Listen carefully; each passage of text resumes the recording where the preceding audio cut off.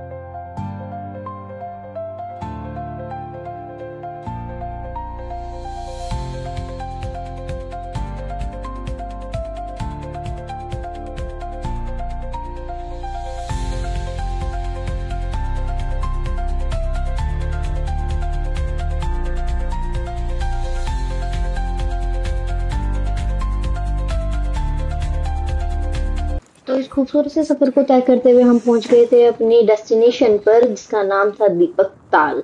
सो यहाँ का जो टेम्परेचर था उस टाइम पे -3 था और हवा बहुत ही तेज चल रही थी, जैसे आपको वीडियो में दिख रहा होगा। मेरा फोन और मेरे बाल दोनों गिर रहे थे, दोनों में आपस में कंपटीशन था कौन पहले गिरेगा, तो मेरे बाल गिर रहे थे। और मेरे बालों को छोड़िए, आप यहाँ के नज़ारे को देखिए, यहाँ का नज़ारा इतना खूबसूरत था ना, और मतलब मैं एक्सप्लेन नहीं कर सकती हूँ, तो आप प्लीज देख लीजिए खुद से। यहाँ पे इतनी ठंडी हवा थी, -3 टेम्परेचर में। मेरी सिस्टर यहाँ का हवा का एक्सपीरियंस बताना। सच्ची बताऊं तो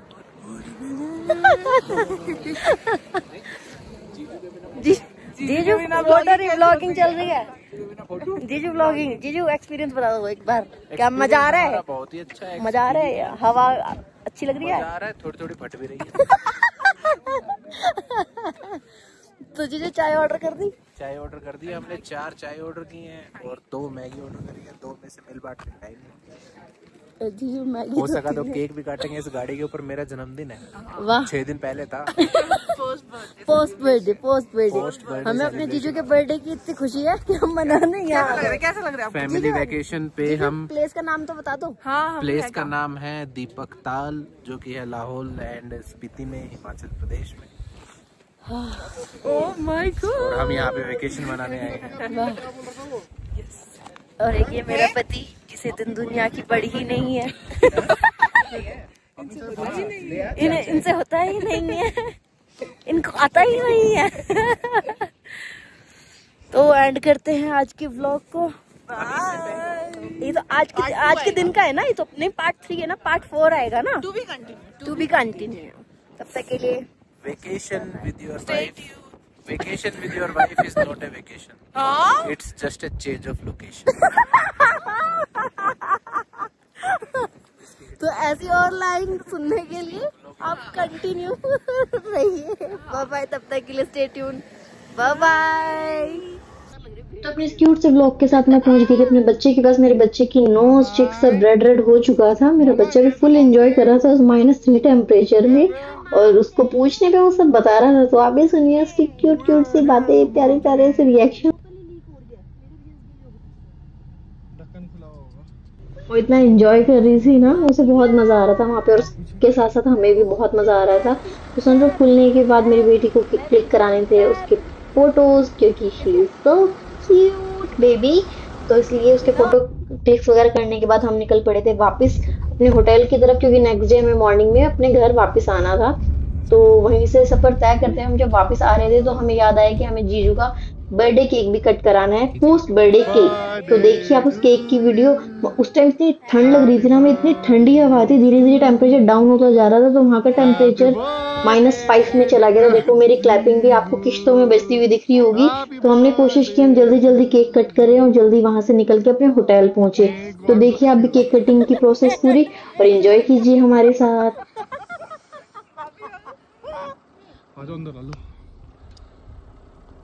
तो बर्थडे सेलिब्रेशन करने के बाद अपने होटल पहुंचने के बाद हम नेक्स्ट डे निकल पड़े थे अपने घर की तरफ। तो रास्ते में पड़ा था एक ये छोटा सा झरना। हमारी डाइट को गाड़ी में रखे रखे गर्म हो चुकी थी, उसे ठंडा करने के लिए हम झरने के पास गए थे। एक्चुअली मेरे हस्बैंड को इतना मजा आ रहा था ना वहाँ डाइट को ठंडा करने में, और हो भी गई थी।